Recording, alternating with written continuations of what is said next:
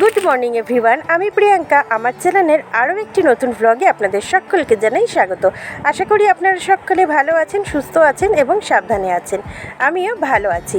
আজকে অনেকটা সকালে উঠে অনেকটা সকালই রান্নাটা কমপ্লিট করে নিয়েছিলাম। প্রতিদিনের মতন স্নান সেরে আজকে রান্না বসাতে পারিনি, তাই ঘুম থেকে উঠেই বাসি জামা কাপড় ছেড়ে হাত মুখ ধুয়ে রান্নাটা বসিয়ে দিয়েছি। ওদিকে ভাত বসিয়ে দিয়েছি আর এদিকে গাঠি কচু দিয়ে ইলিশ মাছের ঝোল করব। কচু দিয়ে ইলিশ মাছের ঝোল আপনারা কখনো খেয়েছেন?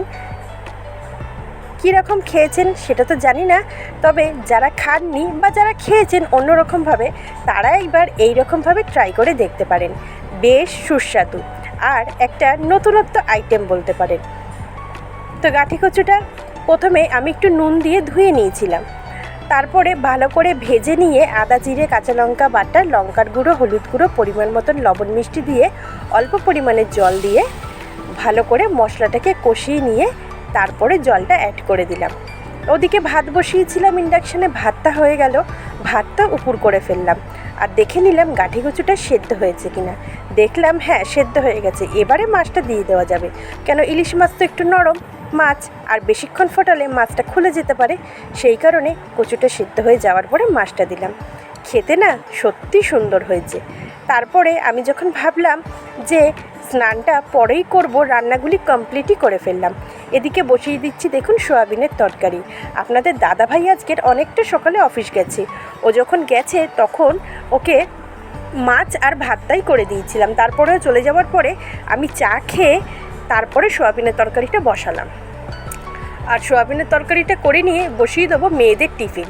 কালকে যে মেয়েদেরকে বানিয়ে দিয়েছিলাম ভাত ভাজা, তবে কালকে তো কোনো সবজি ছিল না, তাই আমি সবজি দিতে পারিনি। তাই আজকেরে বেশ সবজি দিয়ে মানে বিনস, গাজর, সোয়াবিন, ডিম ঝুড়ো সব দিয়ে করে দিয়েছিলাম।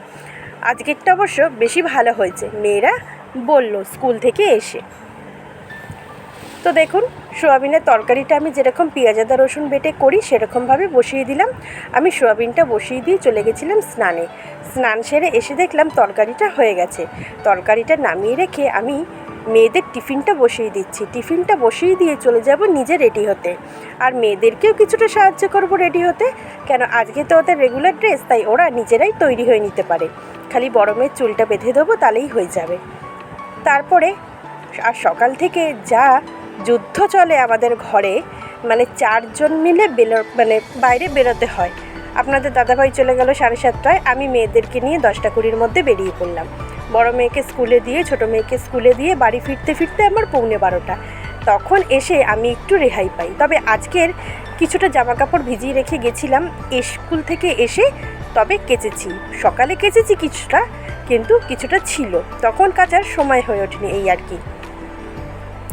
আর বাচ্চাদেরকে টিফিনে আমি সবসময় আপনারা দেখেন আমি সবসময় ঘরের টিফিনটাই দিই, আর চেষ্টা করি সবসময় হেলদি টিফিন আর সবজি বা ফল দিয়ে ওদের টিফিন বক্সটাকে ভর্তি করে দিতে।